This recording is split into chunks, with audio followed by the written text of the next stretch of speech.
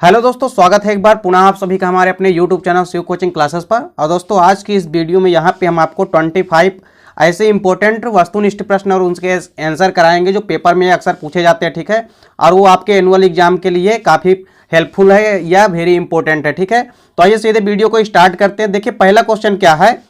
पहला क्वेश्चन है वंशानुगत की कार्य की इकाई क्या होती है, ठीक है। क्या कहा दोस्तों हमने कि वंशानुगत की कार्य की इकाई क्या होती है।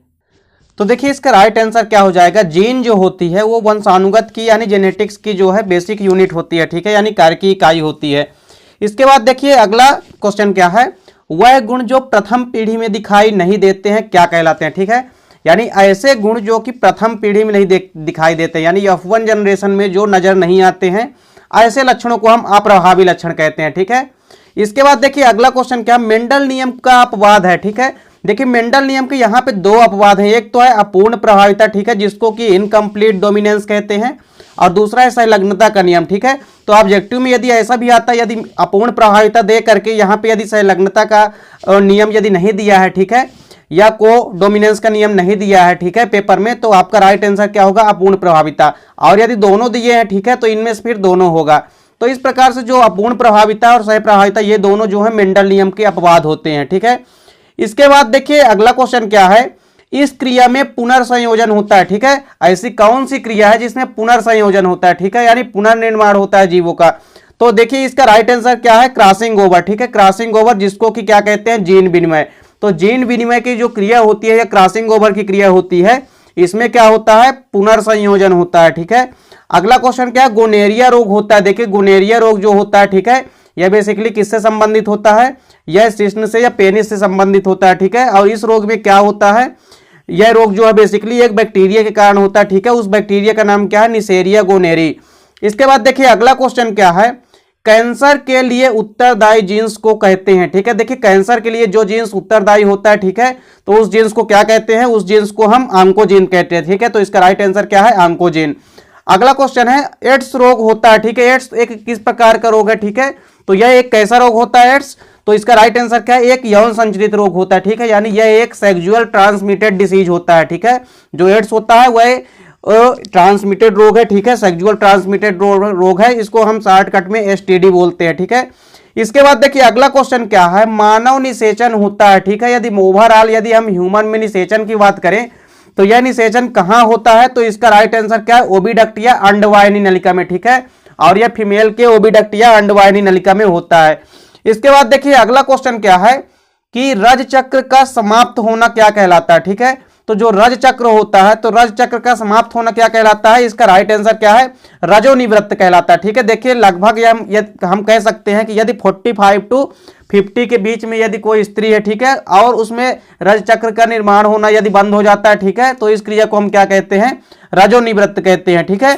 अगला क्वेश्चन क्या है कि मनुष्य के शुक्राणु में कितने ऑटोसोम होते हैं, ठीक है। देखिए यदि ओवरऑल हम बात करें शुक्राणु कोशिका की, ठीक है, तो यहां पे यदि एक शुक्राणु कोशिका की बात करें उसमें हम तो टोटल जो है तो 46 गुणसूत्र होते हैं, ठीक है। और उन 46 गुणसूत्रों में से यानी 23 जोड़े गुणसूत्र होते हैं, ठीक है।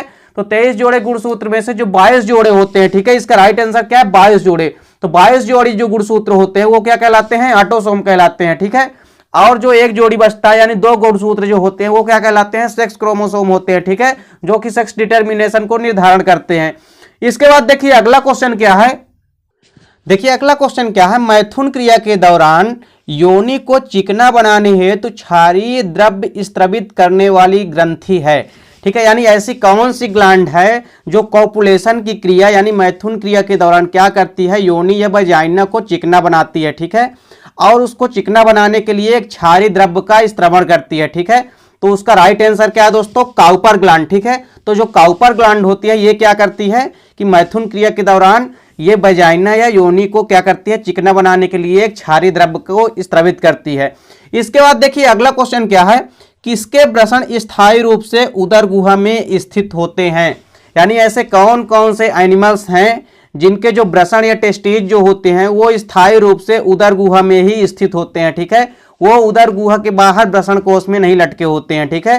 तो देखिए इसका राइट आंसर क्या हो जाएगा, देखिए कई सारे यहाँ पे एनिमल्स हैं, जैसे व्हेल मछली हो गई, ठीक है, इसके अलावा कुछ और मछलियां, ठीक है, बड़ी मछलियां तथा डॉल्फिन हो गई। इसके अलावा जो हाथी है, ठीक है, या एलिफेंट है, इनमें क्या होता है, इनमें जो वृषण होता है वो उदर गुहा में ही स्थित होते हैं। ठीक है, इसके बाद देखिए अगला क्वेश्चन क्या है, मनुष्य में वृषण कहाँ स्थित होते हैं। ठीक है, तो मनुष्य में जो वृषण होते हैं वो कहाँ स्थित होते हैं, तो वो हमेशा वृषण कोश में स्थित होते हैं। ठीक है, किस में स्थित होते हैं, वृषण कोश में स्थित होते हैं। इसके बाद देखिए अगला क्वेश्चन क्या है, मनुष्य में भ्रूणी झिल्लियों की संख्या होती है। ठीक है, देखिए मनुष्य में जो भ्रूण की झिल्ली होती है यानी एम्ब्रियोटिक मेम्ब्रेन जो होती है वो कितनी लेयर्ड होती है, तो वो 4 या 4 लेयर्ड होती है। ठीक है, तो जो मनुष्य में भ्रूणी झिल्लियां हैं उनकी संख्या कितनी होती है, 4 होती है।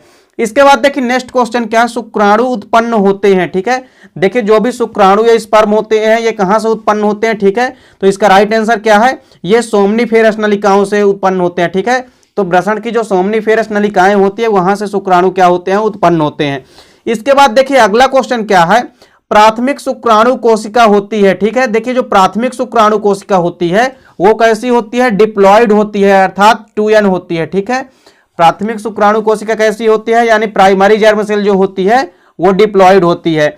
इसके बाद देखिए अगला क्वेश्चन क्या है, एक द्वितीयक स्पर्मेटोसाइट से स्पर्मेटिड बनते हैं। ठीक है, देखिए स्पर्मेटोसाइट से जो स्पर्मेटिड बनते हैं तो एक द्वितीयक स्पर्मेटोसाइट से कितने स्पर्मेटिड बनते हैं, 2 स्पर्मेटिड बनते हैं। ठीक है, कितने बनते हैं, 2 बनते हैं।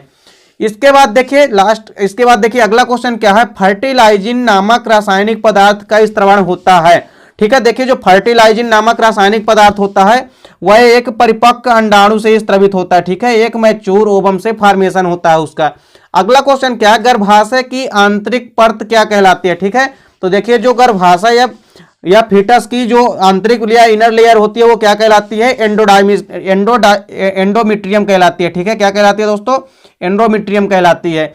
इसके बाद देखिए अगला क्वेश्चन क्या है, पूर्व शुक्राणुओं का कायांतरण क्या कहलाता है। ठीक है, देखिए सबसे पहले तो हमने आपको बताया था कि जो स्पर्मेटोजेनेसिस की क्रिया होती है वो 2 चरणों में होती है। पहला तो होता है पूर्व शुक्राणुओं का निर्माण। ठीक है, और उसके बाद यानी स्पर्मेटिड का निर्माण, और स्पर्मेटिड के निर्माण के बाद क्या होता है, शुक्राणुओं का कायांतरण होता है। ठीक है, जिसको हम क्या कहते हैं, स्पर्मियोजेनेसिस कहते हैं। ठीक है, यानी शुक्र कायांतरण कहते हैं। तो इस प्रकार से दोस्तों यहां पे उम्मीद करता हूं कि आपको सभी के सभी क्वेश्चन समझ में आ गए होंगे। दोस्तों यदि वीडियो आपको अच्छी लगे तो लाइक और कमेंट कीजिए, साथ ही साथ अपने दोस्तों के बीच शेयर करें। मिलते हैं दोस्तों नेक्स्ट वीडियो में, तब तक के लिए जय हिंद, वंदे मातरम।